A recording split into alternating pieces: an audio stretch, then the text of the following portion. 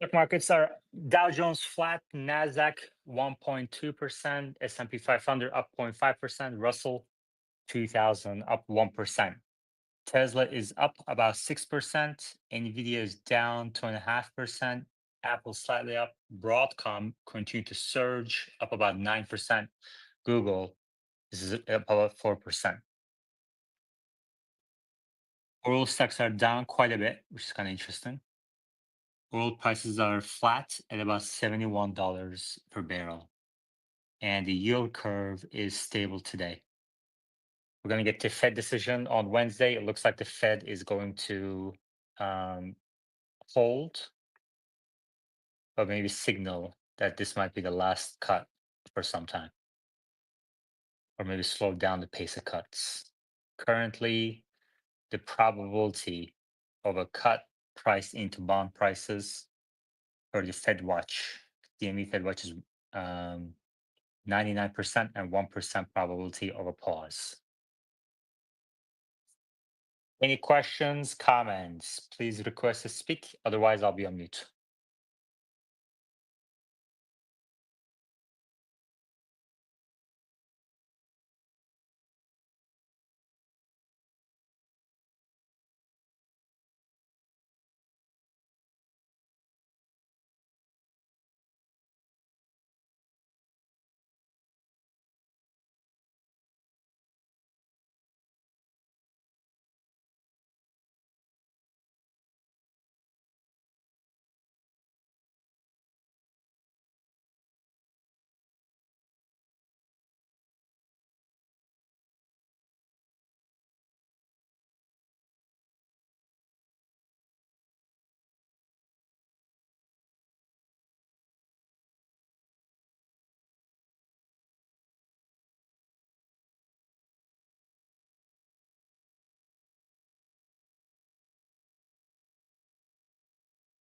Let's read this Reuters article. Stocks rise, Nasdaq at record highs at Fed decision and data awaited.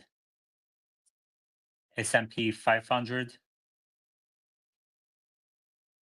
and Nasdaq rose on Monday as investors looked ahead to an anticipation Federal Reserve interest rate cut later in the week, as well as several key data releases for clues on monetary policy next year. The Fed's final rate decision for the year is due on Wednesday, with traders pricing a 99% chance of a rate cut, as per CME's Fed Watch. Most mega cap and growth stocks traded higher, at Google parent Alphabet up 3.8%, Amazon rise 1.3%, boosting communication services and consumer discretionary sectors about 1.5% each. Both the Nasdaq 100 and the Nasdaq Composite touched fresh record highs, while the small cap Russell 2000 jumped 0.8%. Nasdaq 100 has hit a fresh record high, and small caps are in demand as the final year-end chase gets underway. This is the center rally almost right on cue, that Chris Beaucamp, chief market analyst at online trading platform IG. Ahead of the Fed decision, investors awaited Tuesday's retail sales data and other key releases scheduled throughout the week. With a rate cut all but priced in, investors' primary focus will be on policymakers' outlook for next year as bets moderate on the pace of rate cuts amid strong economic growth and persistent inflation. The S&P's year-to-date 26.86% gain far exceeds the average 10% annual gain since 1995. This jam-packed week of important economic figures, along with the FOMC meeting, could be the game changer, said Mark Malik, CIO at Siebert Financial. Stocks have overall had a bumper run in 2024 as gains in AI-related companies, the start of the Fed's rate cutting cycle, and the expected pro-business policy from Donald Trump's incoming administration have lifted equities. S&P Global's December flash PMI showed manufacturing activity stood at 48, while service activity was at 58.5, above estimates of 55.7. Yields on the benchmark 10-year Treasury briefly eased from an over 3-week high before creeping back above 4.4%. Honeywell gained 33.3% after the industrial conglomerate said it was exploring a separation of its aerospace business. Interesting.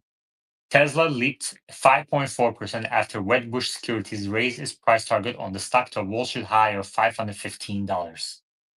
Cryptocurrency stocks rose as Bitcoin jumped above 106,000 after Trump suggested he plans to create a US Bitcoin strategic reserve, and Bitcoin buyer MicroStrategy was set to join the NASDAQ 100 index. MicroStrategy jumped 5%, while Bitcoin miner Mara Holdings gained 8.8%. Supermicro, among those set to be removed from the NASDAQ 100, dropped 6.9%. Advancing issues outnumbered decliners by 1.13 to 1 ratio on the NYSE and a 1.34 to 1 ratio on the NASDAQ. The S&P 500 posted 12 new 52-week highs and 14 new lows, while the NASDAQ composite recorded 85 new highs and 141 new lows. Luce, how are you? All good, Yaman. How are you? I'm good. What's on your radar? Well, I don't understand how can people buy stocks at this price. This is Well, I mean, some stocks are cheaper than others. If you had to buy a stock today, what would you buy? probably Intel. Really? Why is that? Well, Intel is the only stock I see that, first of all, is fairly valued with the risk, and secondly, has an incredible upside risk. So, upside potential. So, yeah. Well, I mean, some people say Intel is way behind from a technology perspective than Nvidia and others. So, how do you think they're going to catch up to it? Well, it's not a matter of waiting for a long time if, in the case they catch up, if they catch up, in the sense that they are developing their new processor in the Node 18A, and it's coming out in few months. Either they catch up or they don't catch up, and basically you sell. But in either case, it's gonna take not long to find out. Okay, what can you tell us about this new processor that Intel is coming out with?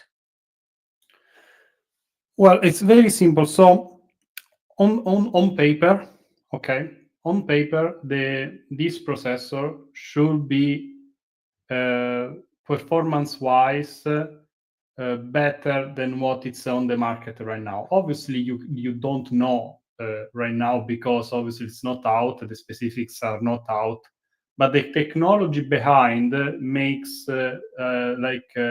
me believe it's going to be better or equal to, which will make Intel gain market share and competitiveness. And once that is done, the valuation of Intel right now it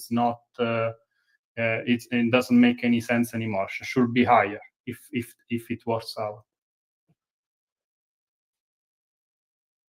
Okay. Zachary, thank you very much for the super chat. And thanks everybody for your code checks for letting me know. Zachary says, thank you for the work. Thank you. I appreciate that.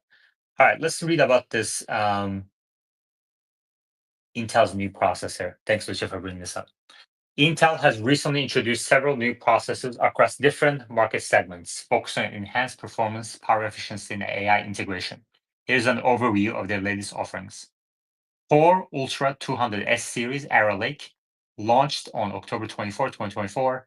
The Core Ultra 200 S series, codenamed Arrow Lake, represents Intel's latest enthusiast desktop CPUs. Okay, so that's CPUs. Notably, they're Intel's first desktop CPUs to feature a built-in neural processing unit (NPU) for excellent AI tasks. Okay. Lunar Lake processors, multi-chip module. Okay.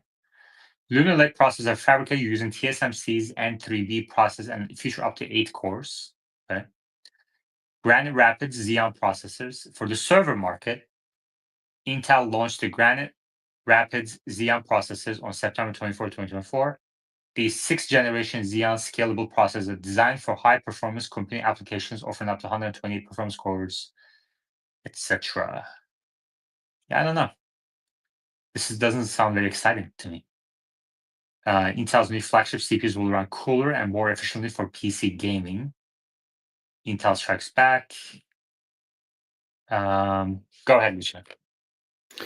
So, beside the processor business, okay, Intel has fabs and will offer in the future foundries like will offer the possibility of using their foundries for other chip makers. Beside that, I already told you that, but TSMC, that right now produces 90% of high-end chips, has an incredible high geopolitical risk because Taiwan and China, at some point, China will try to conquer Taiwan.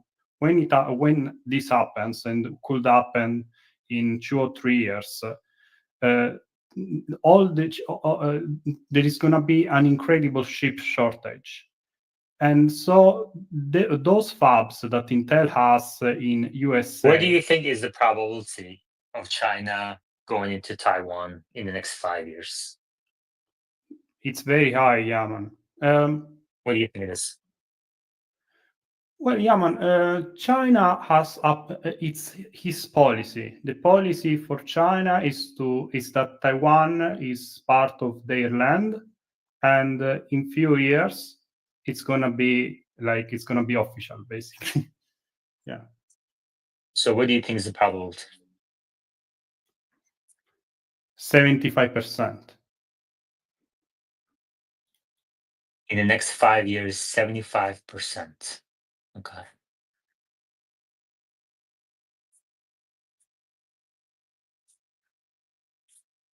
Um, yeah, I don't know. That seems a little high to me. What would change your mind at this lower, Lucia? What would change my mind? What?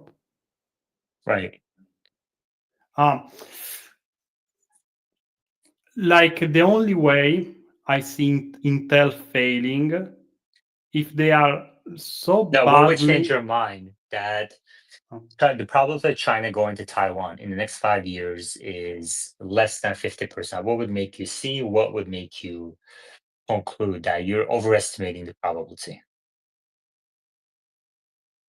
And when I say, China invading Taiwan, I say, full scale invasion that impacts the chip supply chain. can also not be an invasion, can also be a blockade, and they will cut off Taiwan from the rest of the world. But in either case, you have to understand that all the high-end chips are banned from entering China, and all the manufacturing machines that are used to fabricate to make those high-end chips are banned as well to enter China. So China, as it is right now, has no way to produce or import AI chips, high-end AI chips, which you understand makes zero sense.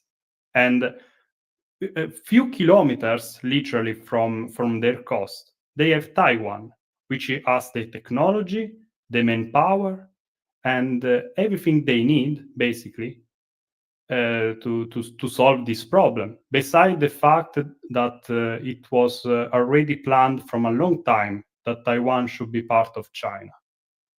So the chances are very high, very high.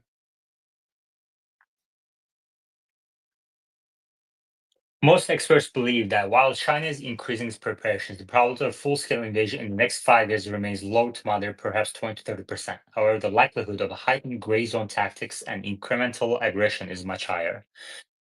Low to moderate probability. Most analysts believe China is unlikely to invade Taiwan in the next 5 years, primarily due to enormous risks involved. Tipping points. A declaration of independence by Taiwan or significant US-Taiwan military cooperation could provoke military action.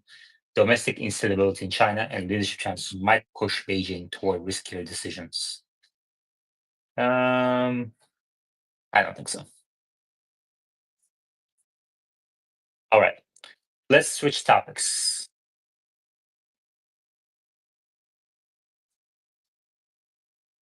Macroeconomics. New York Fed Empire State Manufacturing in December was 0.2%, positive 0.2%, expected below the expected 10 and prior 31.2, but that's manufacturing. S&P Global US Manufacturing PMI was lower than 50, lower than prior. Services was very high. Services PMI was 58.5. Global US S&P Global US Services PMI preliminary for December. So that's a very good read for December so far on the services side. Let's see. GDP now estimate for Q4 real growth rate, seasonally adjusted growth rate is 3.3%. And the next read is going to be tomorrow, December 17th. Let's see what's coming for tomorrow.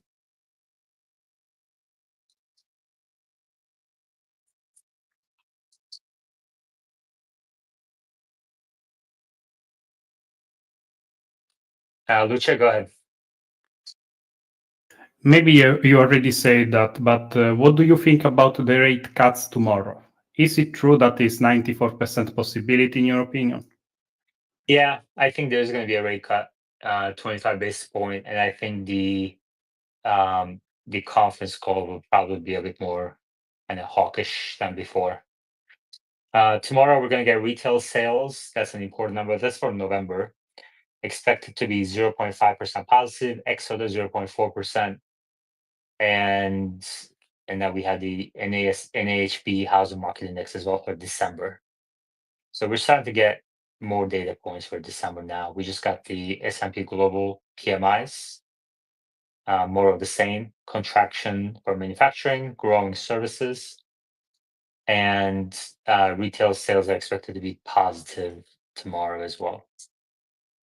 Then Wednesday, which is when the Fed decision is, we're going to get some housing data. Thursday, we're going to get unemployment data. So initial claims, continuing claims, and more home sales. And then Friday is personal income and spending data, all expected to be positive.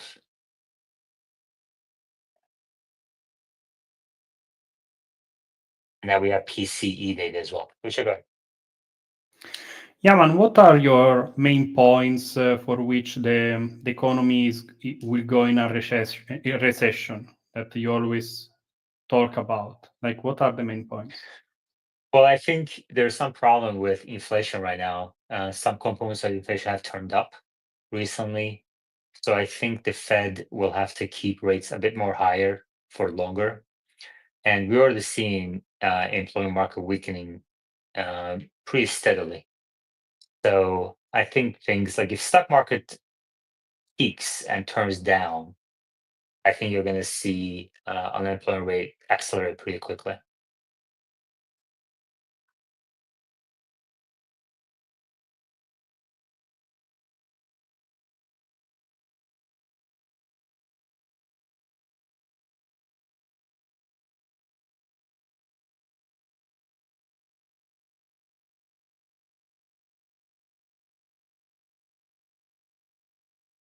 Trump at the press conference earlier says we'll try for Ukraine-Russia deal before taking office. So he's going to be ending some wars, which is great. I mean, I think it's great if he can do that. Tariffs will make our country rich. I think there's a potential of tariff wars causing recession as well.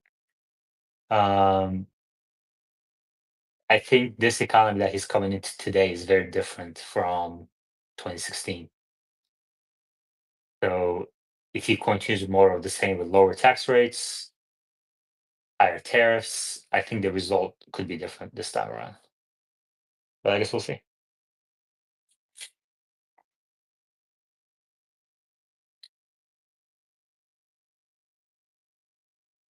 Some says Russia-Ukraine situation will be more difficult than Middle East this time.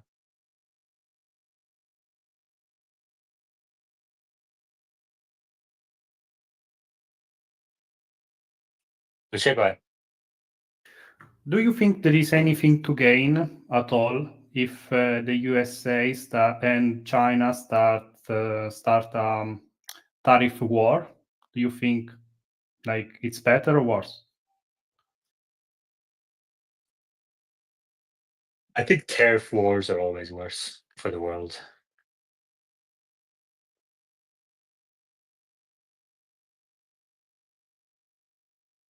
And I guess we'll find out though. I think it also, benefits certain sectors more than others in the near term, but in the longer term, it just creates inefficiencies across the world. So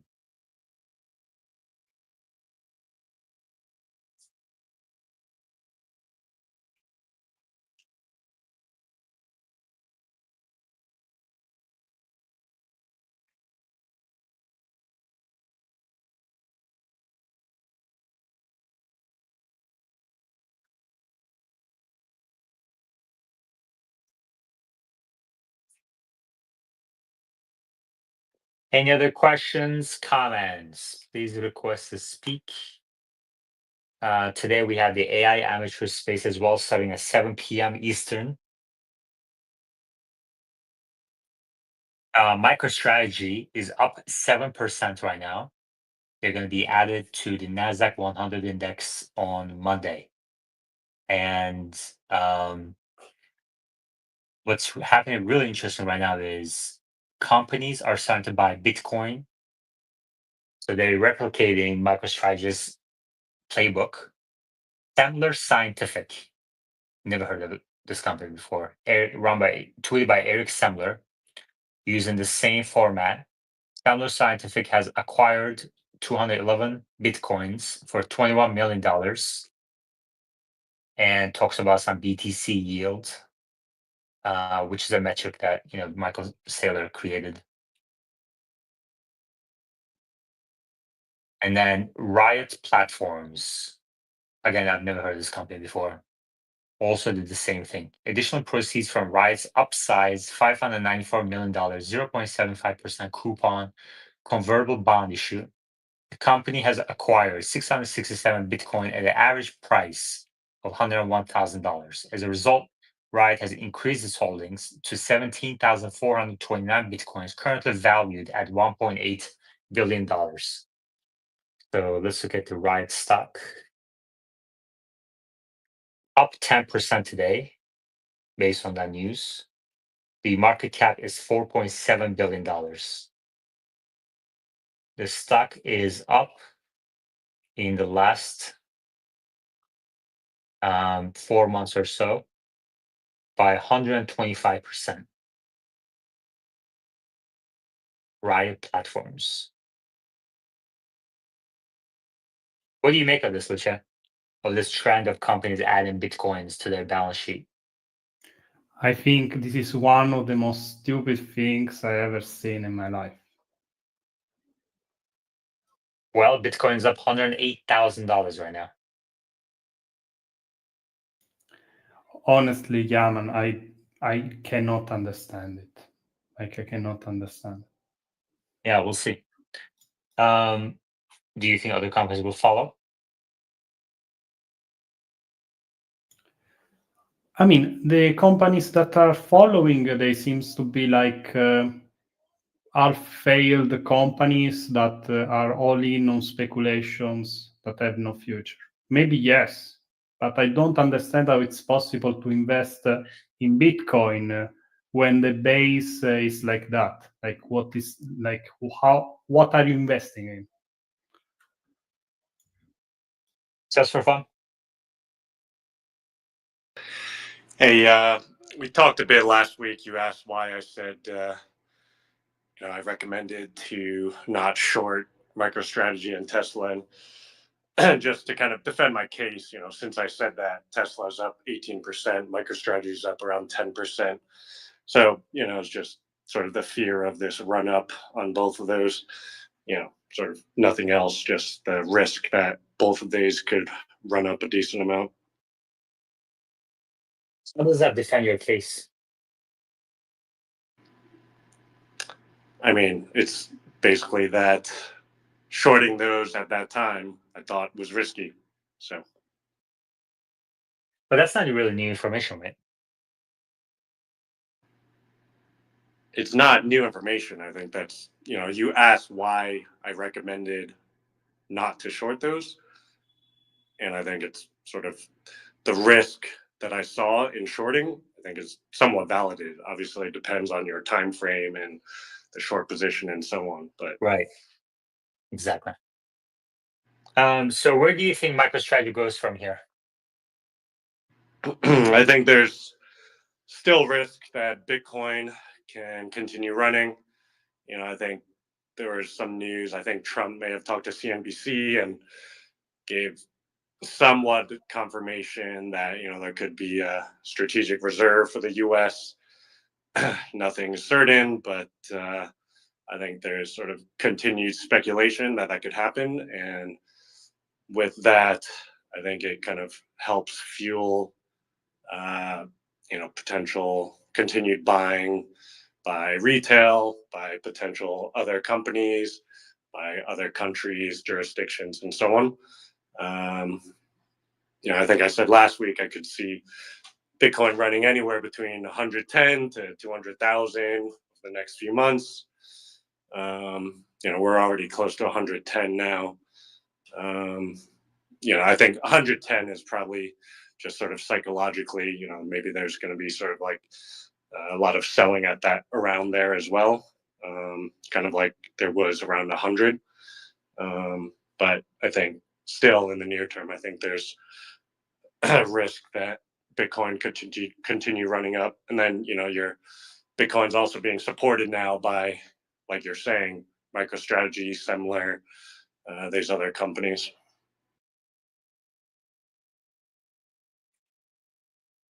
Okay, but you're not really saying anything new. Like I'm listening to your words and you're saying there's risk that the run can continue. But that's obviously true for any sort of bubble. Um, so that doesn't say much, right? Just for fun. I mean, do you have anything that you can add to the conversation that is material, that is of value? Otherwise, what are you doing on the speaker board? Well, I did just say that, there are reports. I haven't looked at the exact interview. I think it said, That's also not new. well, he That's said also not 2 new. days And there's ago. no details around the size of the strategic reserve, when that would happen. Um, so none of this is new. Yeah. All right. That's fine. I said my piece. I'll step down. You can Do keep you want short. to talk about do you want to talk about Tesla? If you want, sure. Okay. So what do you think is next for Tesla from here? $460 per share. Obviously, it's run up a lot. I think it's just partially driven by the positive news around like the bot and FSD 13 continued rollout and so on, and then partially just probably more like market technical dynamics. Um, I obviously it's run up a lot. I think at this point, um, it's somewhat more just sort of technical dynamics than fundamentals, and that's definitely not my areas of expertise. But some of the people who I follow who are more uh, experts in that area do see room for it to continue running sort of over the next couple months. Okay. Um, can you answer the following question? Why is MicroStrategy trading market cap trading 2x the value of Bitcoin that it holds today? I think it's partially the expectation that Bitcoin itself will continue running, and so that value of their underlying Bitcoin will continue to rise. And then partially because they're continuing doing this levered play where it's sort of this. I think it's very dangerous because if Bitcoin's price crashes, then obviously they're in trouble. But as Bitcoin's price continues to run, they have more room to continue raising capital and buying more Bitcoin. Okay. But it assumes that Bitcoin price will continue to higher, right? Yeah, I mean, I think if Bitcoin gets cut down 50%, 70%, MicroStrategy will crash even more. Yeah. MicroStrategy trades at roughly 2x the value of Bitcoin it holds for several reasons, including investor sentiment, business model leverage, and speculative dynamics. Here's a breakdown. One, premium for leverage. MicroStrategy owns a significant amount of Bitcoin, making it one of the largest public holders of the asset. Debt and leverage. The company has financed its Bitcoin purchase with debt, including convertible notes and loans. This leverage amplifies the potential returns on Bitcoin during the bull markets, which excites investors. Impact. Investors may view the company as a leverage proxy for Bitcoin, pricing in future upside potential. So pricing in future upside potential. Two, business value beyond Bitcoin, software business and optionality. investors may perceive strategic optionality in how MicroStrategy manages business alongside with Bitcoin strategy, etc. 3, I don't think anyone's claiming MicroStrategy software business is going to grow. 3, speculative premium. Bitcoin exposure without direct custody. Many institutional and retail investors use MicroStrategy as a proxy to gain exposure to Bitcoin without directly holding it. This speculative demand can inflate the stock price. Perceived visionary leadership. CEO Michael Saylor has become a prominent advocate for Bitcoin. His leadership and bullish messaging resonate with crypto enthusiasts, creating a cult stock dynamic. 4, tax implications and efficiency. MicroStrategy offers a more tax-efficient way for institutions to gain Bitcoin exposure compared to buying Bitcoin outright or through ETFs. Selling stock incurs capital gains tax only when shares are sold, while Bitcoin ETFs can trigger short-term tax liabilities for some investors. Okay. 5, future Bitcoin price expectations. The market often prices in expectations for future Bitcoin price movements. If Bitcoin is expected to double or triple, the MicroStrategy valuation may reflect those expectations preemptively. Okay? Leveraged exposure and potential for MicroStrategy to acquire even more Bitcoin amplify this dynamic. 6, limited supply and liquidity. MicroStrategy's float is relatively small, and high demand for Bitcoin proxy stocks can lead to sharp price increases due to limited supply. Institutional investors who want significant Bitcoin exposure may prefer buying a large blocks of MicroStrategy stock rather than engaging Bitcoin limited liquidity directly. Risks to consider. Overvaluation risk. The stock's premium could evaporate during a prolonged Bitcoin bear market. Debt overhang. MicroStrategy's significant debt increases financial risk, especially if Bitcoin prices decline, which is exactly what I said. 3, operational risk. If MicroStrategy software business underperforms, I don't think anyone cares about MicroStrategy software business. Go ahead. That's so fun. Yeah, and I just want to be clear. I'm not recommending anyone buy MicroStrategy, and I have like an immaterial holding in actually MSTU, which is like 2x levered MicroStrategy, but it's again immaterial amount. It's more just like there could be, it's like a high risk, high reward type thing.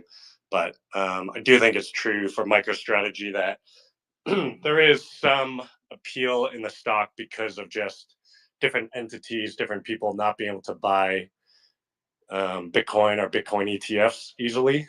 And so it provides a vehicle. So, like a simple example, I have relatives that have Merrill Lynch or Vanguard accounts. Those are huge brokerages, and you can't buy Bitcoin ETFs, as far as I know, on either of those. Those are pretty major ones, and I'm sure there are a lot of other players in jurisdictions and so on. And so, for those type of people, if they want some, they're interested in Bitcoin, whatever, they want some exposure, MicroStrategy provides a vehicle. And then I think another big piece is sort of I think you've touched on it in the past, but like the debt markets, convertible note markets for convertible note investors. I think it's been a very attractive investment vehicle for them in the past. One Bitcoin ETF is called IBIT from iShares, which is called BlackRock. And you're telling me this is not easy to buy, right? Correct. What do you think is the amount of money that's in this ETF today? It's a lot. It's a lot. What is it, do you think? I don't know order of magnitude. Just guess. Yeah, just guess. I don't know, billions. Yeah. You want to hear the actual number? Sure. All right. Yeah, while you're checking, I guess, just to be clear, like I know that you cannot buy these Bitcoin ETFs directly on, Vanguard, on Merrill. Managed by BlackRock, this ETF has amassed approximately $53 billion in assets within 11 months of its launch, making it the largest Bitcoin. Fidelity Wise Origin Bitcoin, $22 billion in assets. Grayscale Bitcoin Trust, $21 billion. So you're telling me that there are hundreds of billions of dollars invested in these ETFs that are hard to buy. How do you reconcile between those statements? It's easy. I mean, there are some platforms you can buy it on. There are some you cannot. Oh, okay. So you're telling me that if you're a Vanguard investor, or if you're investing in Vanguard, which how many people do you know that have only Vanguard investments and no other? How many high net worth individuals do you know, just for fun, that have only Vanguard accounts and nothing else? Give me a break. Yeah, but how much in assets is on Vanguard? I mean, Those are index funds. people. Yeah, I think a lot of Look, people. if somebody wants to buy Bitcoin and they want to buy leveraged ETFs on Bitcoin, they can do it within hours, if that.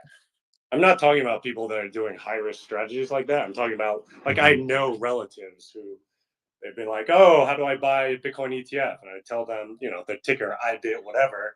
And then they look, they can't buy it on Vanguard, on Merrill Lynch, whatever. Like, it's like, I'm not saying it's like. And then they go buy MicroStrategy stock, you're telling me. Come on. All right. I mean, the only one that's kind of like fundamental here is the tax advantage, right? That's interesting, but I don't think that's that material. I don't think people are buying MicroStrategy stock because of tax advantages.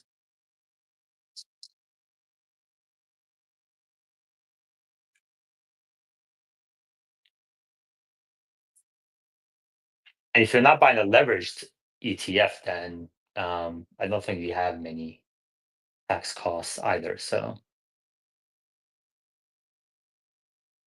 only if you're buying leveraged ETFs. I know. And MicroStrategy, buying MicroStrategy actually has an operational risk as opposed to a pure Bitcoin play.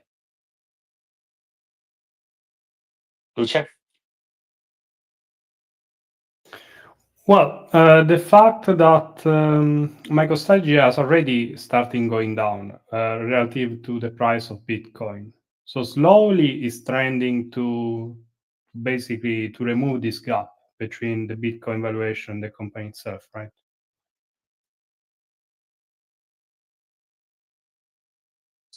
Yeah. Yeah, I wouldn't worry too much about daily price changes. I think MicroStrategy is an interesting topic that should be studied. I think 99% positive it's a bubble.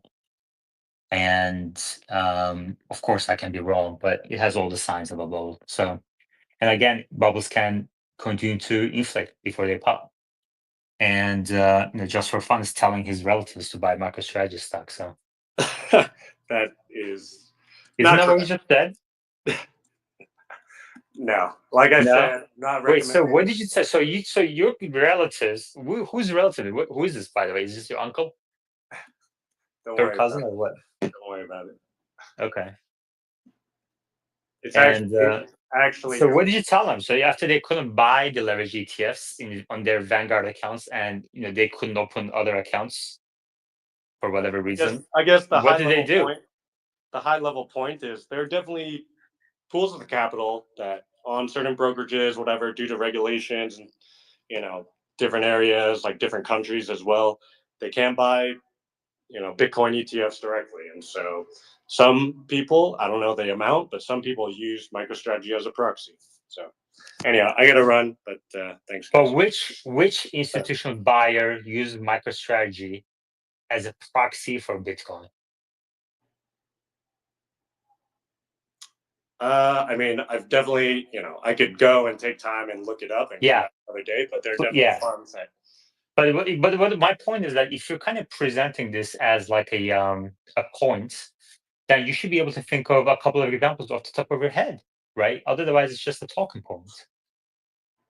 Yeah, but I think it's a lot like there's a lot of capital just on Vanguard and Merrill Lynch alone, right? A large amount of capital in the US, and people who have a lot of their savings, their retirement accounts on those can't buy Bitcoin ETFs directly. So I'm sure some percent of those people are buying MicroStrategy. Okay. Luce, well, if you think of any specific examples or find any specific examples, feel free to come up another day. Sure. Luce? Do you think it's a bubble that is gonna burst like very fast? or you think it's going to trade sideways? How do you think it's going to play out? Well, who knows? I don't think bubbles trade sideways too much, but it can definitely go up more. I mean, it's up 7% today, and the high is $543 per share. So it came down quite significantly after hitting a high about a month ago, and now it's going back up. We'll see. Lucia? All these outperformers, including Palantir, including Nvidia, and so on, they all have been trading sideways after a certain level. So even though they are bubbles or they are overinflated or whatever, it doesn't seem like they will burst in one single move.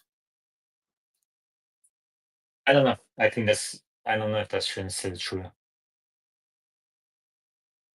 TBD. Especially when so much leverage for so many layers is part of the game. Bitcoin is supposed to be a leverage play on. Sorry, MicroStrategy is supposed to be a leverage play on Bitcoin. I think the Bitcoin community itself is highly levered, and then there you have the leverage ETFs. You have options plays on leverage ETFs. It's kind of wild.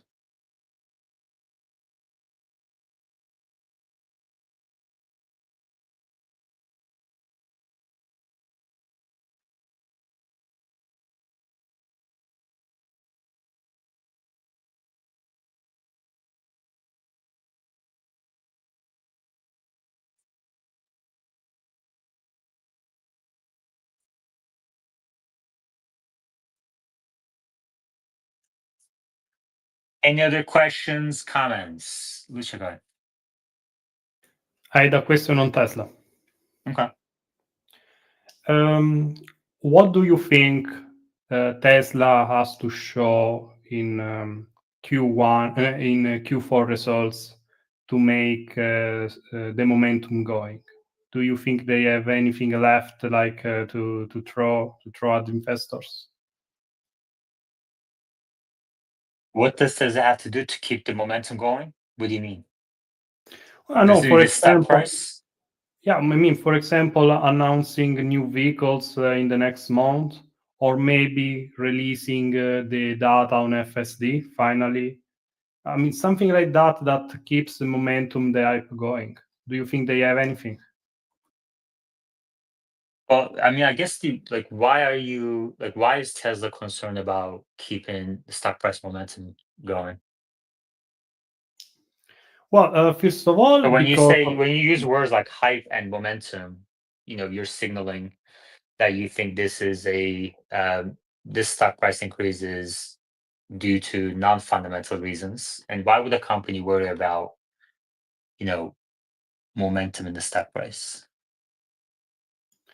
for various reasons. So, first of all, the compensation for the workers, which should obviously should make more money for the employees if the stock is higher. The fact that they can raise equity for a less of percentage of share or whatever. The fact that Elon has more money, a lot of reasons, right? So you're saying that the company should manipulate the stock price higher so the CEO has more money? Well, if I had the company, I would. Okay. All right. Well, if I see Wes in the listening mode, if he wants to come up, maybe we can talk some V13. V13 is going out to about 1% of the customers, which is what we discussed in this space. My definition of wide release is majority of the fleet, which I think is going to happen next spring. So at least we're going to get some more videos, more data on V13 performance, and then we'll see.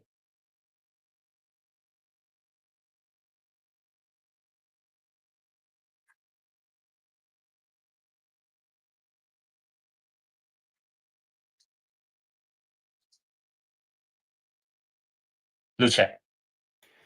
Do you know if Waymo can handle construction sites, can handle like gestures from street workers? Do you know if it can? I think right now they're depending on more high definition to solve those cases, but like in the future, I don't see why they couldn't.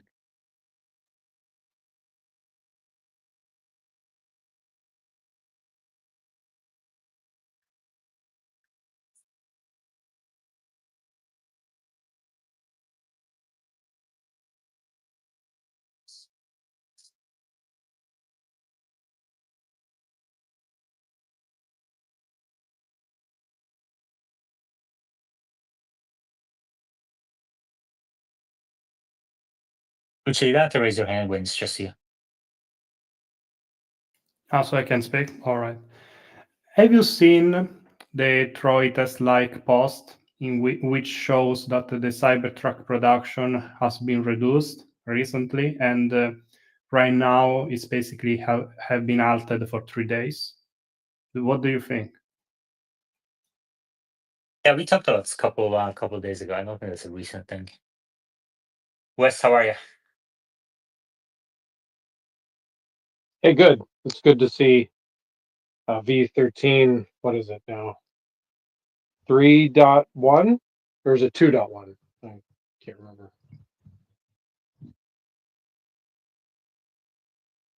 13.2.1. What do you think about it? I've only seen Chris do a short drive on Cybertruck at night, so I'm looking for a little bit more data to see. I really want to see the park unpark in reverse and active school zones. I put out a list earlier.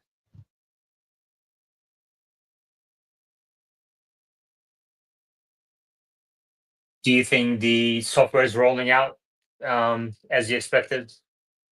Same speed as you expected? It's actually going a little faster than I expected. I honestly have been, impatiently waiting, but really good to see that it's gone to more folks. So I'm hopeful that it'll come to my Cybertruck before end of year. That's my hope.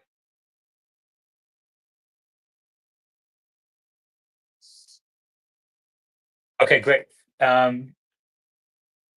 What do we know so far about FSD 13 on Cybertruck?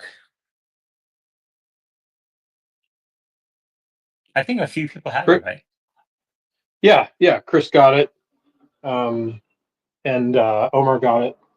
I think the important thing is that it looks like the list of supported features looks a little bit different. The release notes comparison that Dirty Tesla posted, has a couple more features in it. So I think that's cool.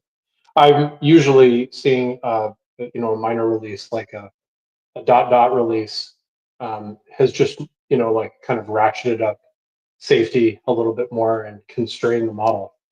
But we'll see when there's longer videos.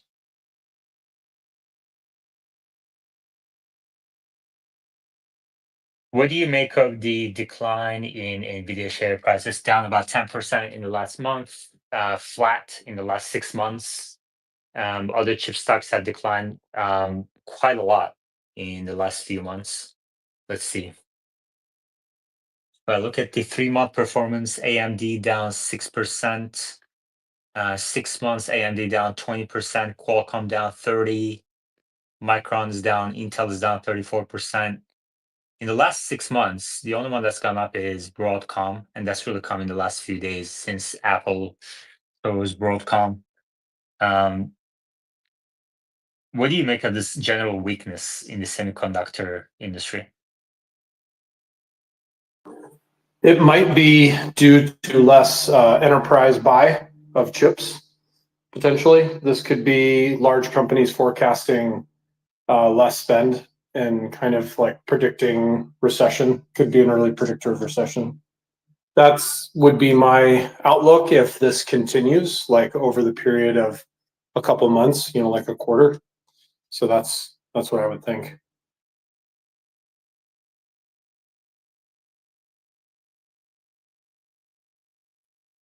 Yeah, it's really interesting. I mean, all the positive news that are coming about AI, about the semiconductor industry, like Blackwell chip production starting, continuing. These big scalers are still spending tens of billions of dollars on chips, and the stocks have gone nowhere in the last 6 months. Maybe that's a too short of term of a period to discuss and jump to conclusions and stuff, but it's an interesting phenomenon. SMCI, I mean, they had their accounting issues and everything, but they're down about 85%. That's incredible. Of a massive run up. They went from $29 per share at the beginning of this year all the way up to 122 under 2023. So that would be a 5x in a matter of 2 months. And then since then, they're down 85%.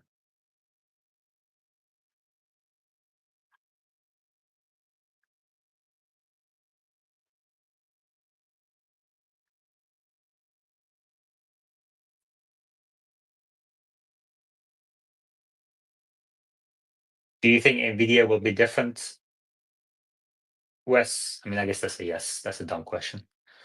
I don't know. I'm increasing my Nvidia short, so I guess we disagree. Go ahead. Say, did you listen to Sorkin's interview of Jensen? Was that a year ago?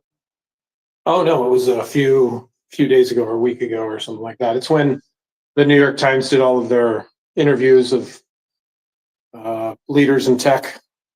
Anyway, if you get a chance to Are listen you to talking it, about the deal book?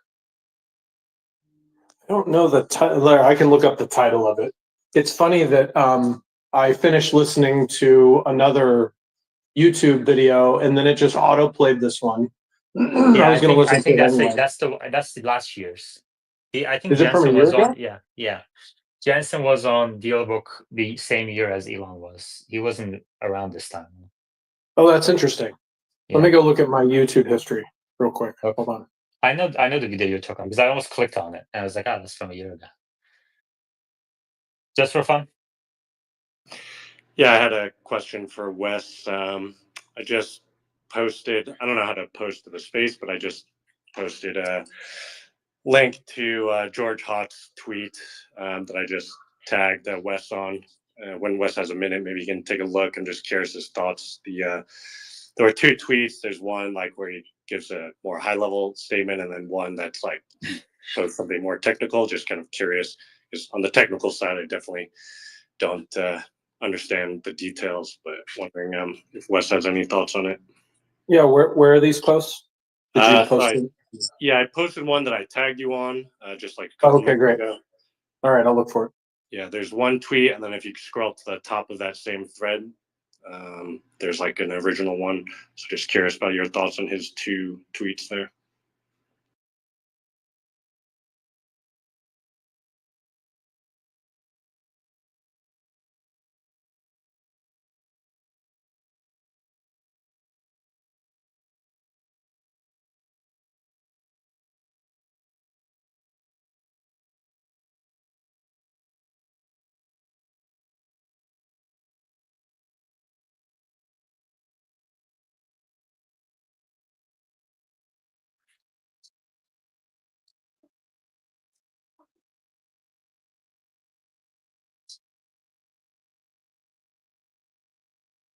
So fun. Did you buy this chip by Nvidia for your relatives? Yeah, bought it for my all my nieces and nephews for Christmas. Yep. What does this chip do?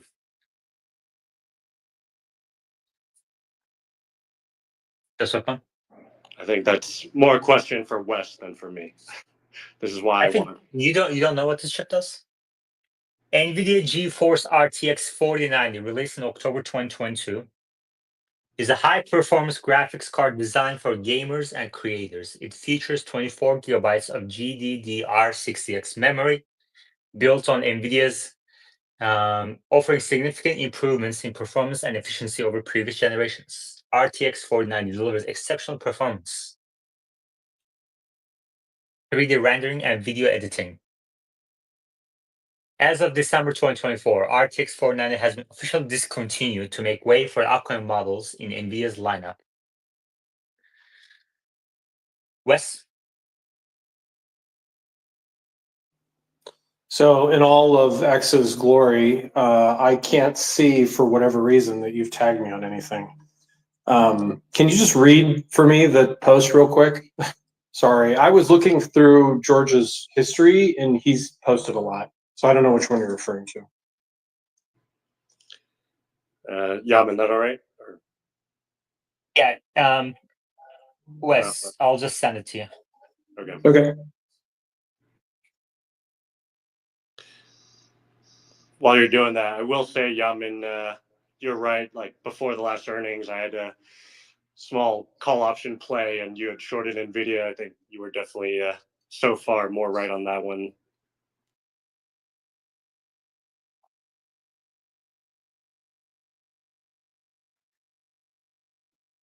Given the discontinuation of RTX 4090, it may be worthwhile to consider newer models in this lineup, such as RTX 50 series.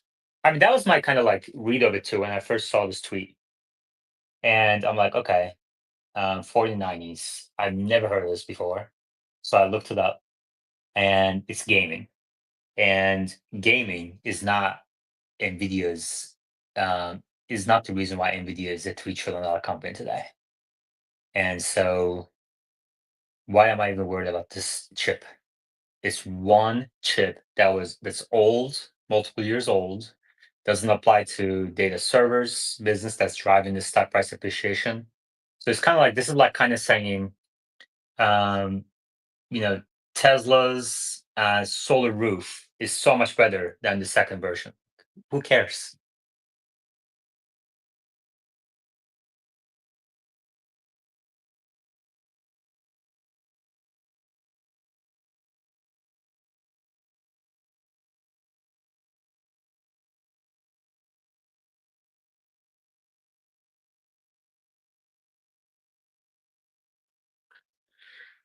I'm increasing my short positions, and I'm telling people when I do so, if I don't see the fundamental reason. So every time this stock goes up, I take another look at it, check my math, and nothing has changed. I don't see anything new here. I'll increase my short position, and I can keep this going for a while. So, and then we'll see what happens. Just for fun, are you buying more Tesla shares here? No. Why not? Why not? It's $10 trillion business. Yeah, it could be right. $30 trillion business. Optimus says, why aren't you buying more shares? I'm. Do you hate Elon? Yes, exactly. I think by not buying Tesla shares, you're betting against Elon just for fun. I already have a large position that I'm comfortable with, and some leverage too. So I don't know. If I just don't tell anyone you're not buying more shares, otherwise you're gonna get canceled. People will unsubscribe from your Patreon. well, I definitely don't run that risk. So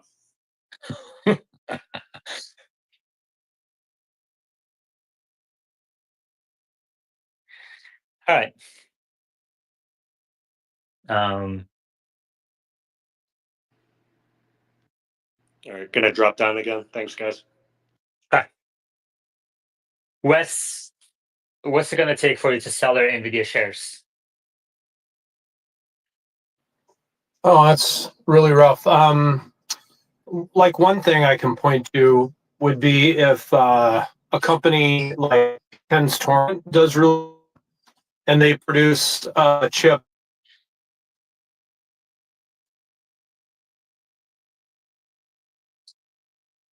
Wes, you got disconnected. half as much energy, and they could like that. That would like really pose a problem for NVIDIA. Mm-hmm.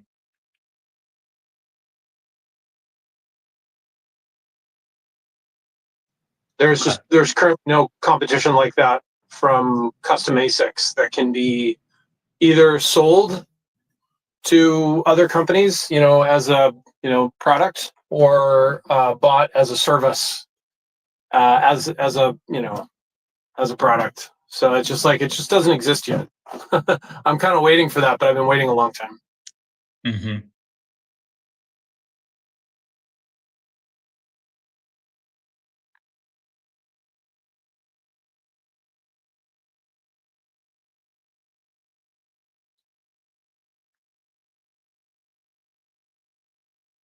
So I can comment on George's post if you want, but Yeah, a lot of what please you go ahead. said, I would repeat, I would echo.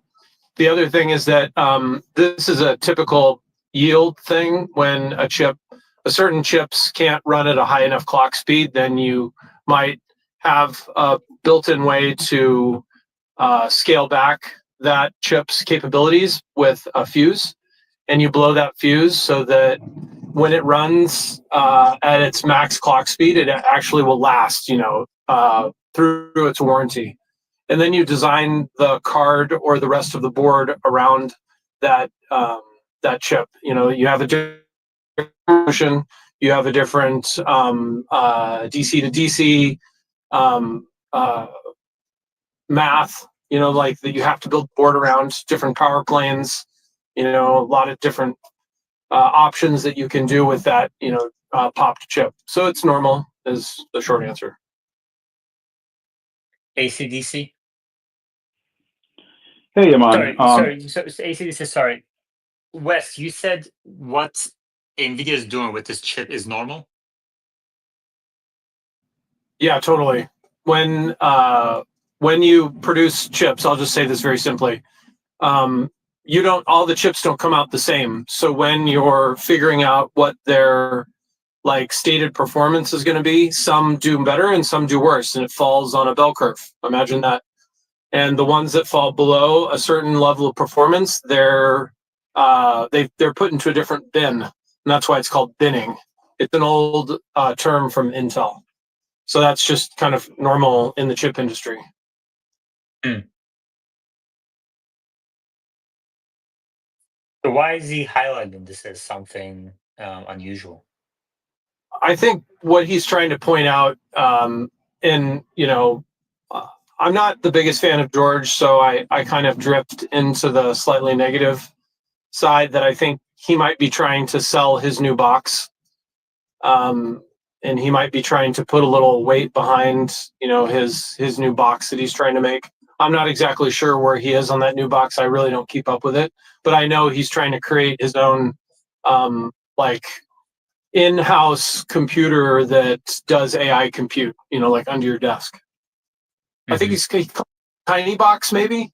I don't know if anybody else knows. I can't remember. Okay, ACDC. Hey, Yaman. I just wanted to chime in on kind of like what you were talking about with the underperformance of the chip sector. I came across a very interesting research piece. It's kind of like exactly what I've been thinking, except these guys are the professionals and they were able to put it into words much better. So the S&P software index in the last 30 days, and this is actually the research was stated as of 11th December, but it has outpaced the semiconductor benchmark by about 12%. Okay.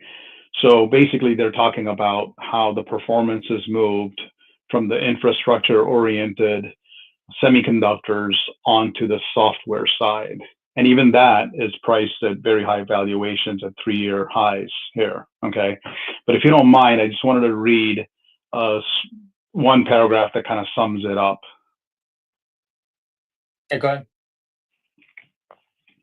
Okay. The divergence between semiconductor and software performance highlights growing optimism that AI applications are transitioning from hype to practical, monetized use of cases. For the past 2 years, AI infrastructure spending has been a primary driver of the equity market rally.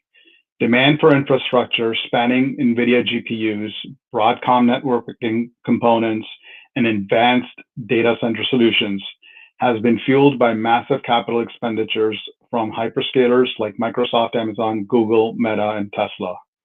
These investments have been instrumental in building the computational backbone required to train and deploy AI models at scale. That said, infrastructure alone cannot sustain the AI growth narrative indefinitely. The critical question now is whether this infrastructure investment will translate into real-world applications that drive lasting value creation and enterprise adoption.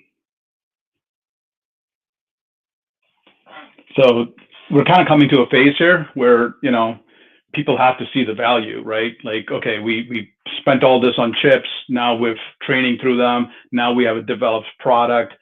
How much are we deploying this software product? How much are we creating in revenue, and so on and forth. So that's why you're seeing a little bit of a slowdown, because these guys are just not going to keep ordering and keep building the backbone and the infrastructure without the front end delivering on results.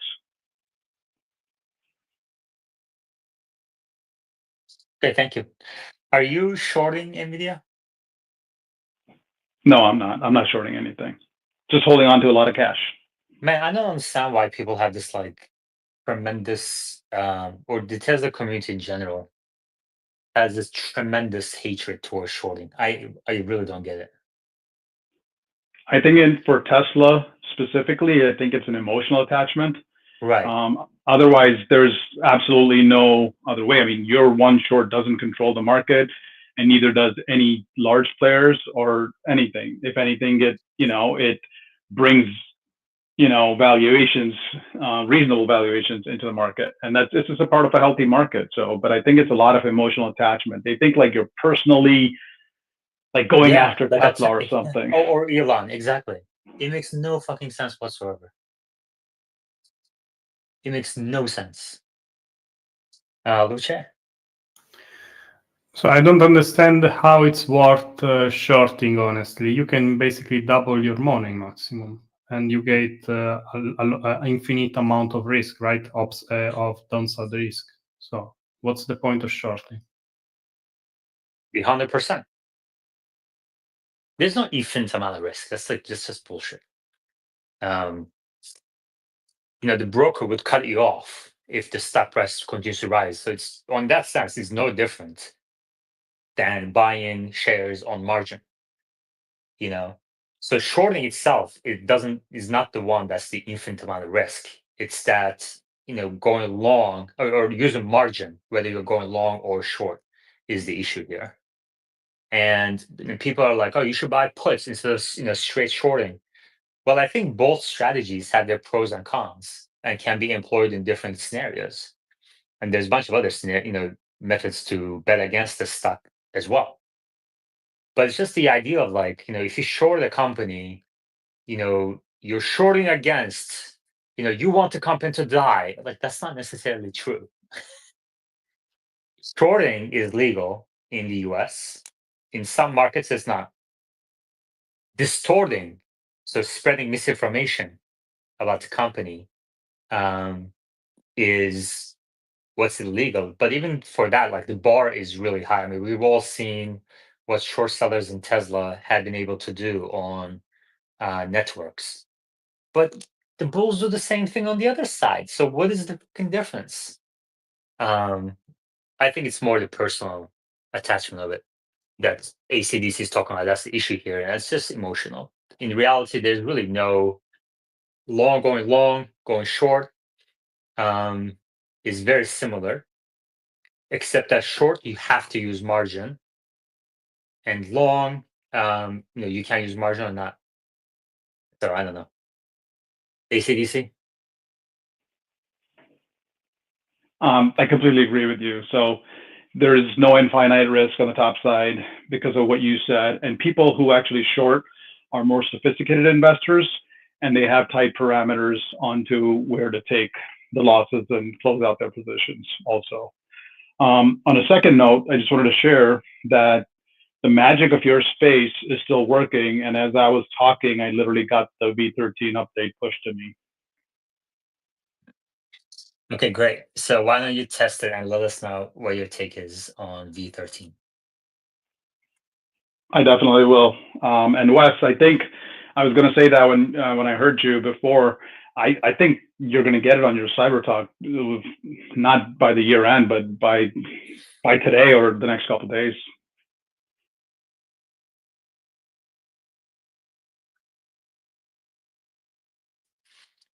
Wes, Dirty Tesla has FSD on the Cybertruck, and he says it's not the same as Model Y. Have you seen those tweets or videos on FSD on Cybertruck, and why do you think? And how? First of all, how do you think it's different? And then secondly, why is it different? Why is the program so different? Sorry, you broke up there a little bit. Why is what so different? FSD on Cybertruck versus FSD on Model Y. Who's saying it's so different? Is it the same I think build? so. Is so different?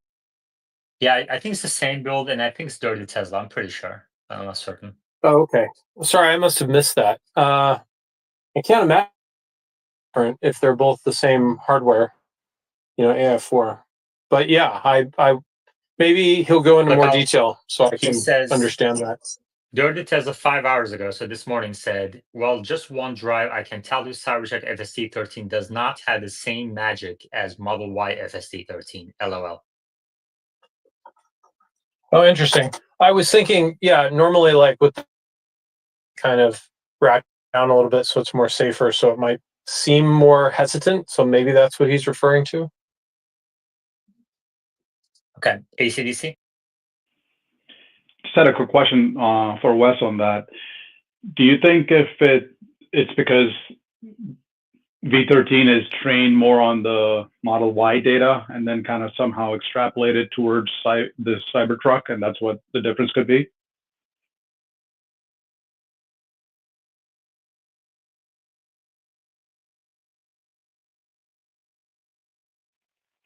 I don't think Wes hears me, Yaman. Difference between the two is the steering code. And I think these safety critical allowances for some amount of torque at some amount of speed is the kind of the limiting factor there. So I think that might be it. So if he's seeing the jitteriness in steering, that would probably be it. It wouldn't come in the form of throttle. It would definitely be steering.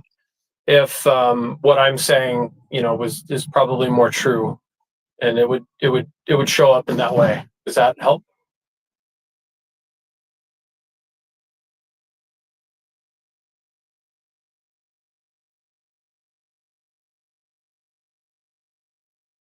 All right, great. Wonderful.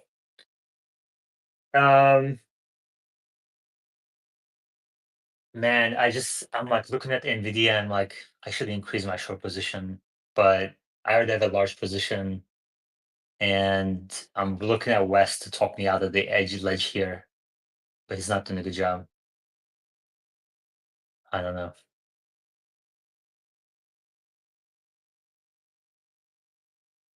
Carson. Yeah, hi. I got a question not related to NVIDIA stuff, more like has any one of you taken a closer look at the autonomous driving competition in China? For me, it's kind of hard to figure out what they're doing technically. So, from a technology standpoint, is anybody using the same or similar approach as Tesla does? So, abandoning LiDAR and going all in on vision? Wes? Yeah, great question. Everybody's going LiDAR and radar and fusing that with vision, except for XPeng. And XPeng has announced that they're going full vision. However, they don't really have a great system at this point, so that remains to be seen, how well they're going to do. What is interesting for me is that basically all of these companies, I think there's 5 right now, that have some level of autonomous driving, ADAS in China.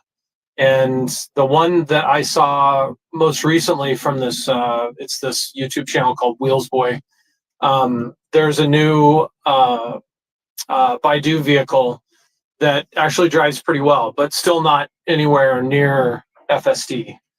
So I think that's interesting to kind of know where the competition is. It's still not not even remotely close from what I've seen in these example videos in China of what Tesla's doing. So everybody is fusing multiple EMF spectrums and except for XPeng. And so I'm interested to see how they do. And then just for completeness, BYD also makes their own inference chip for the vehicle. And I don't think they make a training chip. I haven't heard of that, but they make their own chips, and specifically one for inference in the vehicle. So they are copying that in Tesla's respect. Right, yeah, sounds quite good. Because I'm like my thought behind this, or my thinking is, I saw or listened to a podcast with Lex Friedman and Boris Salfman that was recorded 3 years ago, and Lex asked a great question, which is who's going to be first, or who's going to at all solve self-driving? Is it going to be Waymo or Tesla? And Boris as well as Lex, they both agree that in the end it will both arrive at level 5 at some point. And my thinking is, okay, I mean, if I invest in Tesla, I only care about, is Tesla going to arrive there at all? Because if the competition relies on lidar, radar, and whatever, so a expensive sensor suite, I know it's all getting cheaper and stuff, but still, it's always going to be much more expensive than vision only, and also the whole infrastructure behind that, like HD maps and those kind of things.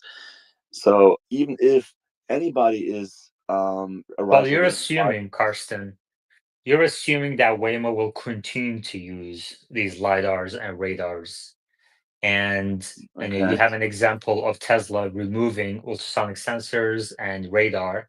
Why don't you think Waymo can remove sensors? Well, because for in order to solve vision, you need a huge fleet. Like, you need the data, you need the fleet, and Waymo just doesn't have that. Especially But not. Waymo has started to remove sensors already.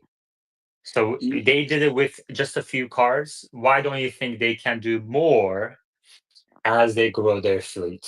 Well, they can do, definitely, but they won't be able to grow their fleet as quickly as Tesla does, because they um I mean, Yeah, you're making a they're number of gonna sell assumptions here. cars, You're right? making a number of assumptions here. Okay. Number one assumption you're making is that the hardware differential between Waymo, you have to stay on mute when you're not talking.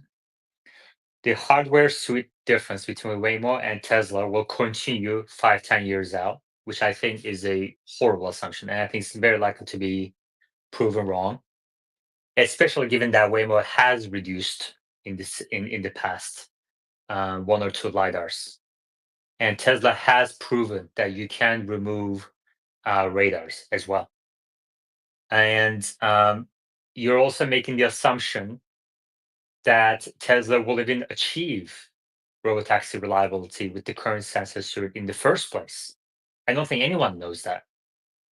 I think it's likely, but I don't think it's certain. Um, and then those are two big assumptions that I don't think are certain. And then on top of that, let's say, for example, um, Waymo ended up not removing the last lidar or last two lidars. Okay. But my understanding is that as the production of lidar increases, the cost of production will decline to even as low as a few $100. So what's a few $100 over hundreds of thousands of miles that these robotaxis are designed to drive, if not millions? Few $100 divided by a million. Okay. What is the cost of that? It's less than a cent per mile. Who cares? Yeah, but the thing is, I mean, Waymo still is not an OEM. They're not an automotive manufacturer. So, how are they going to churn out like hundreds of thousands of vehicles a year in order to get to that kind of data engine that Tesla has built? Well, you're making the assumption again that data is important, right? But if you're driving a million miles on the same highway versus a million miles in every single nick and corner of San Francisco, those are different. I think what matters more is miles around edge cases and not a million miles on the same highway. And Tesla has a lot of the latter. Most traveled highways and surface streets had Teslas a lot of it, whereas Tesla and Waymo take both at the same time, and other companies like Zoox are hiring in-house drivers to focus on collecting edge case data as well.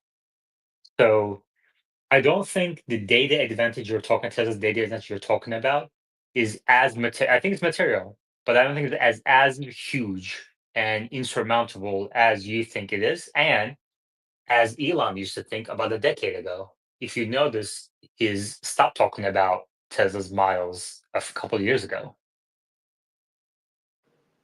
Well, that's probably because he doesn't like it's not a bottleneck anymore, the whole mileage thing. And I'm a little confused that you're saying that like the competition, or specifically Waymo, has a lot of miles in on city streets. Sure, that's true, but only because Tesla is able to drive anywhere. And you said, that's pretty important to get all the edge cases. Doesn't mean they have less urban mileage than the competition. If anything, they have more because their fleet is enormous. Like at least that's my understanding, every Tesla has a neural net running in shadow mode, always comparing to, what itself would do and what the driver does. And if that doesn't match, then can upload the data to Tesla, or Tesla can even filter for specific edge cases. And if you have a fleet that only operates within city limits, or within certain, or let's say maybe a dozen cities, you don't get much of the edge cases. You're getting most of it. And Waymo also operates on highways as well. So I guess like my point is, I guess my question to you is, Tesla has 30-second, 1 second, or 1 minute clips that they upload. If data is so important, why isn't Tesla today uploading all of the drive from all of the cars around the world? Well, I guess because the amount of data would just not be manageable. I mean, Exactly. So it would cost a lot to do that.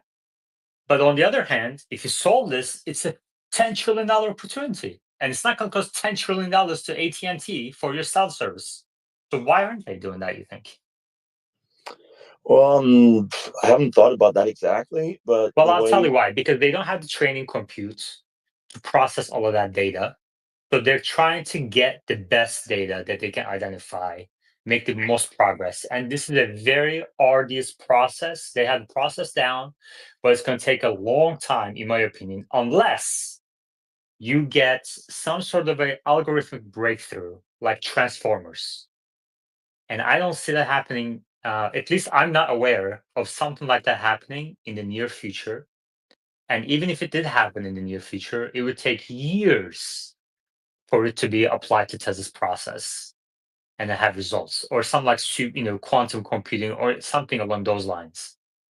Absent that, you're looking at least 5 to 10 year period, maybe more. where are you saying that the current approach is not working for Tesla? It's working, but it's not fast enough to lead to some sort of a huge robotaxi fleet, software being uploaded to 7 million cars around the world overnight. Well, I mean, version 13 looks pretty close to full self driving. Okay, so And let's talk about that. but any FSD 13, you said if yeah. I'm letting you take the lead. Okay, first time speaker, which I never do for people. So I'm letting you take the lead here. So we're just kind of listening to you, everything you say. So you said FSD 13 is pretty close. How the fuck do you know? You watched 3 videos. How do you know it's pretty close? I'm sorry for the French, okay? But tell me how you know that. Well, first of all, I'm just joining, coming to the space, and I've listened to it for a while, and just wanted to ask a few questions. Not assuming that I'm all knowing and omnipotent or whatever. Just curious about what you guys think. But I mean, sure, I've just watched a few videos. Given that I'm living in Germany and not in the US, so we can't actually use FSD unsupervised. But yeah, I mean, the way, at least what I see from those videos, the amount of progress they made in quite a short time, which is like 1 or 2 years, coming from version 11 to over 12 to 13, um, is pretty impressive. And yeah, I'm sort of going on also on opinion of those guys who create the videos, like AI Oh, driver, whole mass Mars catalog, and all that stuff. all right. Well, let me tell you. So I met Omar and I met Chris. They're the Tesla in person. I never met AI driver. Okay. I think they're all very intelligent and capable people, and I value their opinion as well. Um, some more than others, but and that they all have very high production quality and they're very well respected with high number of followers and everything. Um, and I mean, Chris is a stand-up person. Chris is really, really cool. I met him in person. Just a very, Midwest, very humble, and he's a great guy. So if you guys ever get a chance to meet him in person, highly recommend it in some of these Tesla events. But on the other hand, you saw what happened to Tesla Live. People signed up for Patreon. Hundreds of people signed up for Patreon at the beginning of the year when I had already decided to end it.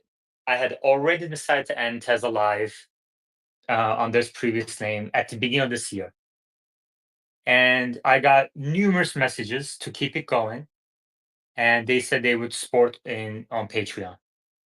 Okay. And hundreds of people signed up. And things are moving in the right direction. Maybe not at this speed that I would have wanted, but at a higher speed than an average YouTube channel. And I'm confident that it would have gotten to a point where it might be financially sustainable at some point. But it wasn't going fast enough. And I always prioritized giving people a voice, bulls and bears on this platform. I wanted Tesla Live to be a very fair area for debate because there is none right now. There is no place where bulls and bears are both given a voice equally. And we dug deep into issues. I learned many things in this space before I learned anywhere else on X or light years ahead of outside of X when it comes to Tesla. And even to this day, some of these conversations are so superficial outside of Tesla Live. So I think it's a great platform, high quality conversations. We had 2, 3 sponsors that wanted me to read audio ads and everything, and I took one small short position in Tesla, and they all disappeared. So you're telling me that you trust the words of people that you've never met in your life that have a massive incentive to err on the side of being optimistic about FSD because of this financial incentive, whether it's sponsors, followers, patrons, or even revenue from X, because positive posts about FSD, Tesla, Elon get reposted way more than any negative, which means more impressions, which means more revenue. And these are facts, okay? These are not opinions. You're telling me that you trust their opinion to the extent that you're willing to put your personal money where their mouth is. Is that Well, I didn't say that I'm that I'm putting personal money on Tesla. It's just that yeah, I mean, so far, sure, there are always incentives for people to or conflicts of interest, but you can say that pretty much from any side. Like they're bulls or shorters, and there are people who have money on the opposite side of the bet, and they're also inclined to sway public opinion onto their side. So not sure whether that's such a good argument overall, because I do see all the bearish posts as well. It's just that, yeah, like the the bullish side is much more convincing so far. okay?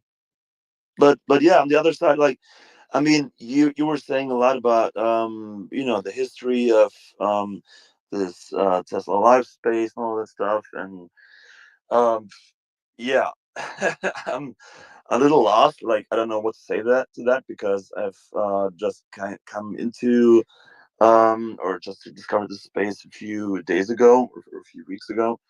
So All right, Carson, yeah, just wait a no second. no Hold no on one hard second. feelings. Like Wes, I go was ahead. I was Wes.